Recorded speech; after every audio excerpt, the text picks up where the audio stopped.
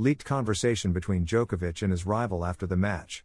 The Serbian star succumbed to the great revelation of the tournament, Valentin VACHEROT, the lowest-ranked player ever to reach a Masters 1000 final. Despite struggling throughout the match, Noel stopped to congratulate his opponent. The Shanghai Masters 1000 will go down in history. The event has been played under inhuman temperatures, with humidity levels that led to unprecedented scenes on a tennis court.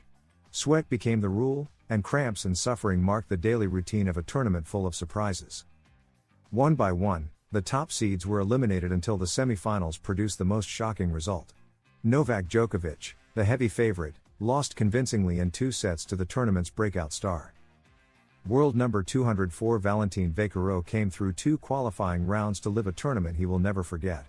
The Monegasque defeated players such as Laszlo Djere, Alexander Bublik, Thomas Mikak, Talon Griekspoor, and Holger Rune before beating Djokovic to reach the final. After the match, the 2 players shared an emotional moment at the net. "You deserve it. You played amazing. Keep it up," said the Serbian as he embraced his opponent. VACHEROT respectfully replied, "It was a pleasure to play against you at least once. Don't retire." Surprisingly, VACHEROT went on to face his cousin Arthur Rinderknecht in the final, the first Masters 1000 final ever contested between family members. Novak Djokovic's enigmatic response that leaves his physical condition unclear after losing in the Shanghai Masters 1000 semi-finals. Novak Djokovic did not hold a particularly long press conference after being eliminated in the Shanghai Masters 1000 semi-finals by Valentin VACHEROT, who would later go on to win the tournament. The topic of Djokovic's physical struggles during the match inevitably came up, but the all-time Grand Slam leader refused to clarify his condition. "I want to congratulate Valentin for reaching his first Masters final. Coming from the qualifiers, it's an incredible story," Djokovic said, unaware that the Monegasque would later raise the trophy after defeating his cousin Arthur Rinderknecht in the final, 6-4, 3-6, 3-6. "I told him at the net that he had an amazing tournament, but above all that his attitude was great and his game was spectacular," continued Noel. "So it's all about him. I wish him all the best in the final, and today the better player won," he concluded. In fact, Djokovic's post-match comments focused almost entirely on VACHEROT. When asked, "Can you talk about your physical condition?" the Serbian gave a short, enigmatic, and blunt reply, "No. Next question, please." Djokovic is expected to take part in the Six Kings Slam next Thursday, October 16. Like Carlos Alcaraz, he will enter directly into the semi-finals of this exhibition tournament held in Saudi Arabia. The ATP is tired of Carlos Alcaraz and Jannik Sinner. Czech player Jakub Mensik was one of the hopefuls expected to challenge the current ATP duopoly. However, he now admits that everyone seems ready to give up on that idea.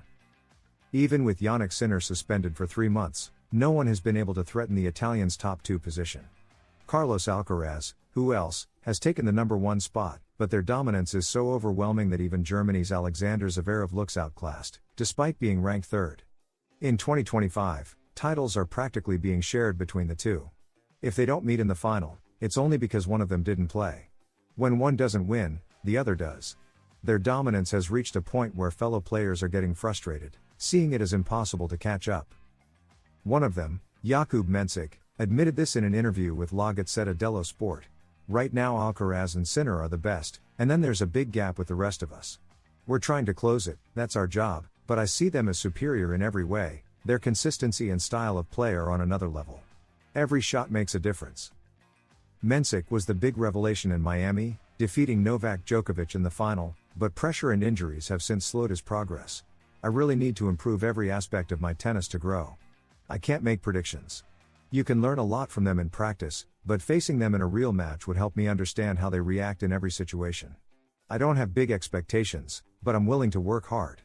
His first Masters 1000 title made him a media sensation, but that spotlight has since dimmed.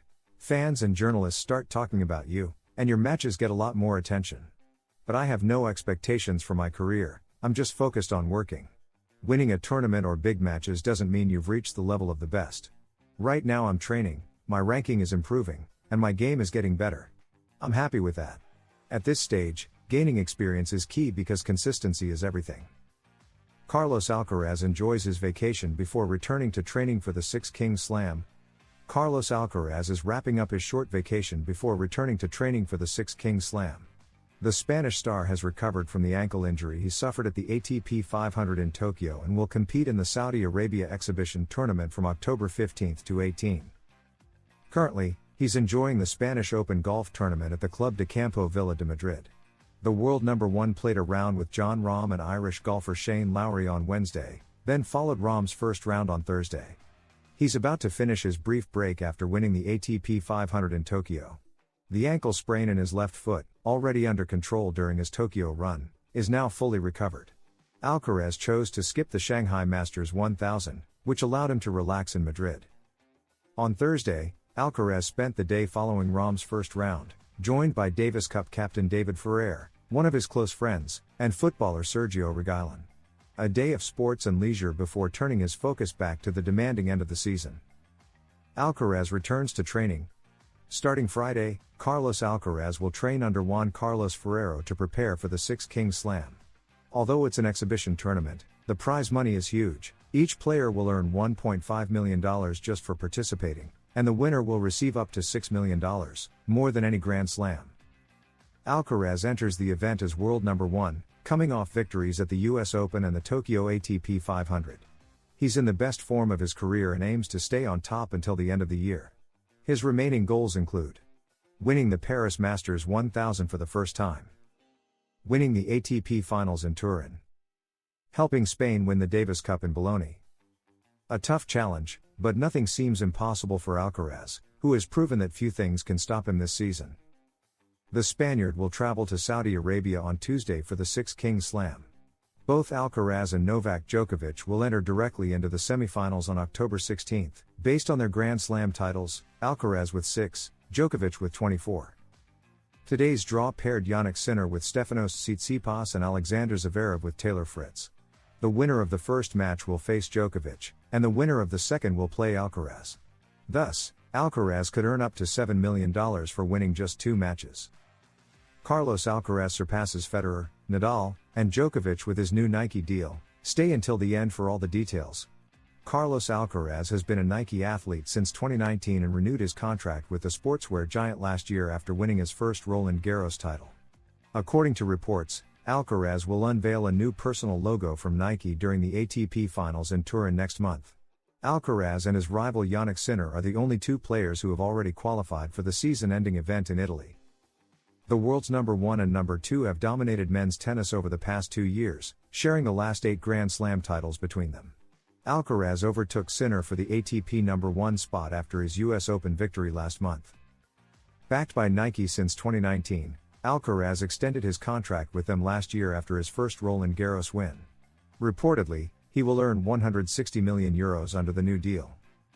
The 22-year-old is the youngest player ever to win 6 Grand Slam titles and is just 1 Australian Open crown away from completing the career Grand Slam. The reigning Roland Garros and US Open champion withdrew from the ongoing Shanghai Masters after suffering an injury during his victorious campaign in Tokyo last month. He is expected to return next week for the exhibition Six Kings Slam in Saudi Arabia.